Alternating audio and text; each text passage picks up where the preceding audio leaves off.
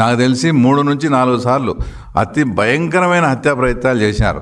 ఏదంటే దేవుని దయతో ఆయన అదృష్టం ఉండి తర్వాత బయటపడడం జరిగింది. ఇంకా 1989 ఎలక్షన్స్ అప్పుడు ముందు రాజారెడ్డి గారు జమ్మలమడుగు ప్రాంతంలో పెద్దమూడి మండలంలోని చిన్నమూడెం అనే గ్రామానికి ఎలక్షన్ సందర్భంగా రిగ్గింగ్ చేయాలని పోయినాడు.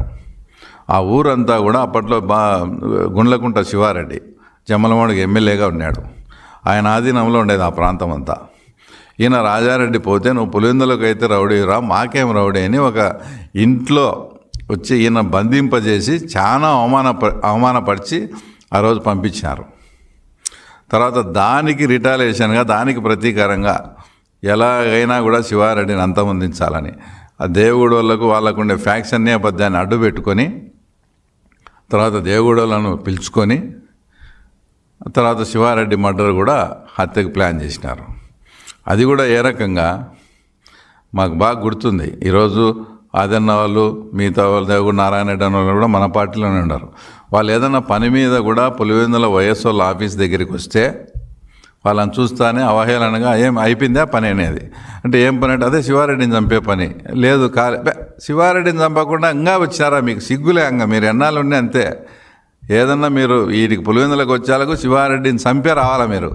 అంత ఫోర్సబుల్గా వాళ్ళని అవహేళన చేస్తూ మాట్లాడి వాళ్ళు ఇంకా వాళ్ళకు ఫ్యాక్షన్ నేపథ్యం ఉండేది. ఆ రకంగా మాట్లాడి కూడా తర్వాత వాళ్ళతో శివారెడ్డి మర్డర్ చేయించారు. ఎందుకు అంటే ఈ ప్రతి మర్డర్స్ వెనక ఒక పక్కన హత్య రాజకీయానికి, ఒక పక్క రాజకీయానికి ఎందుకు ఇది కంబైన్డ్గా మెలికే ఉందంటే శివారెడ్డి బతుకునేంత వరకు, వీరారెడ్డి గారు మాజీ మంత్రి బతుకునేంత వరకు జిల్లాలో ఎప్పుడే కానీ వీళ్ళ ఆధిపత్యం లేదు.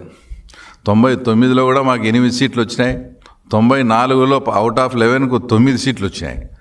ఎప్పుడు వీళ్ళు ఉంటే ఇంకా మనం ఈ జిల్లాలోనే ఎదగలేనప్పుడు రాష్ట్రంలో ఎదగాలంటే ఎట్లా? కాబట్టి వీళ్ళని తుదముచ్చించాలా. వీళ్ళకి ఎవరు ఆపోజిట్, వాళ్ళని చేరదీయడం, వాళ్ళతో చేపించడము. ఆ రకంగా తర్వాత శివారెడ్డిని కూడా మర్డర్ చేయించడం జరిగింది. ఇక రాజారెడ్డి హత్య ఇది ఆయన మాట్లాడడం ఏదో జాలితో వదిలేసినాము, చూస్తూ వదిలేసినామని. అసలు రాజారెడ్డి ఏమన్నా ఆయన ఒక రౌడీ షీటరు. అనేకమైనటువంటి హత్యలతో పులివెందుల ప్రాంతంలో ఆయనకు ప్రత్యక్షంగా కానీ పరోక్షంగా కానీ సంబంధాలున్న వ్యక్తి.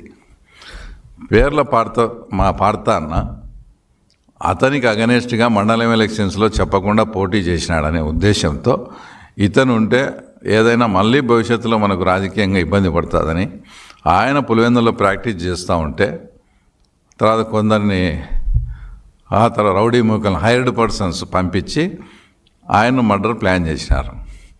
దేవుని దయతో ఆ రోజు ఆ రూట్లో 2 కానిస్టేబుల్స్ కూడా వెళ్తూ ఉన్నారు. వాళ్ళకి ఇదంతా తెలియదు కాబట్టి అక్కడికి అటాక్ జరిగేటప్పుడు వాళ్ళు పోవడము, వాళ్ళని చూసి వాళ్ళు చనిపోయిన వాళ్ళని వదిలేసిపోవడము, వాళ్ళు ఇమ్మీడియట్గా హాస్పిటల్లో చేర్పించడము. ఆ రకంగా ఆయన బతికి బట్టగట్టినాడు.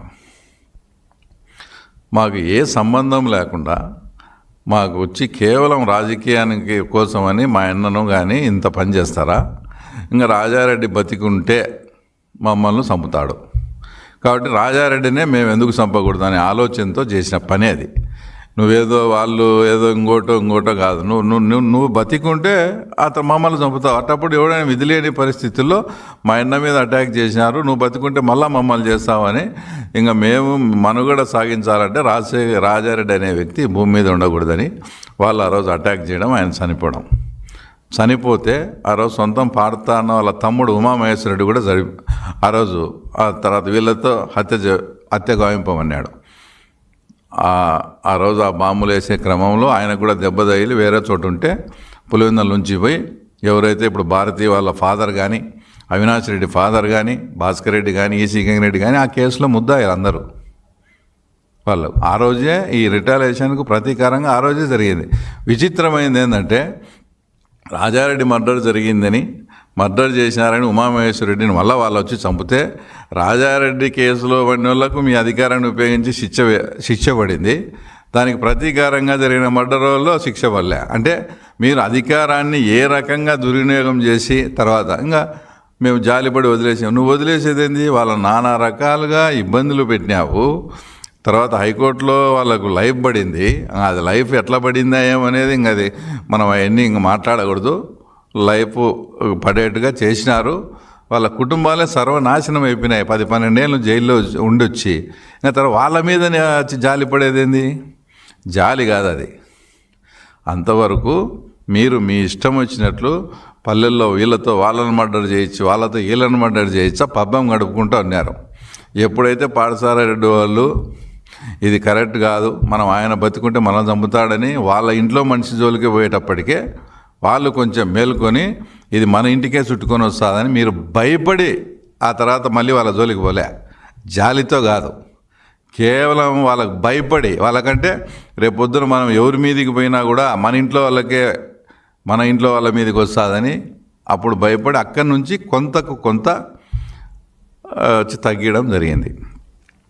ఈ రకంగా రాజారెడ్డి ప్రస్థానం సాగితే ఇంకా రాజశేఖర రెడ్డి విషయానికి వచ్చేటప్పటికి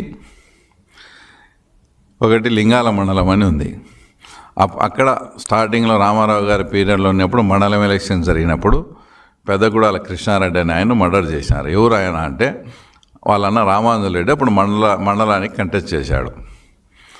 వాళ్ళుంటే ఎదుగుదల మాకు చాలా ఇబ్బంది అని చెప్పేసి అది నీట్గా ప్లాన్ చేసి ఒక ఇద్దరిని తాడిపత్రి సబ్స్టేషన్లో పెట్టి, అంటే ఎవరైతే అనుమానితులుగా ఈ మర్డర్ వెనక ఉంటారని దొన్లాగా ఎంగమోహన్ రెడ్డి అని ఇంకో ఆయన్ను తాడిపత్రి స్టేషన్లో పెట్టి ఇతని సెకండ్ షోకి పోయి వస్తా అంటే అటాక్ చేసి డిఎన్ రెడ్డి అంటే మాజీ ఎంపీ వాళ్ళ గేటు ముందరనే మర్డర్.